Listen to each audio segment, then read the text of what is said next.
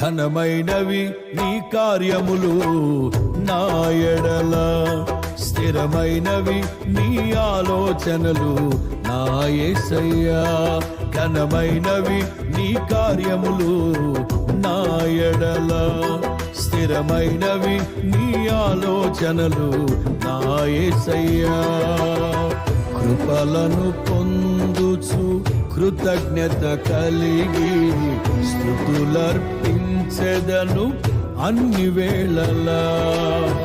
కృపలను పొందుచు కృతజ్ఞత కలిగి స్తుతులర్పించెదను అన్ని వేళలా.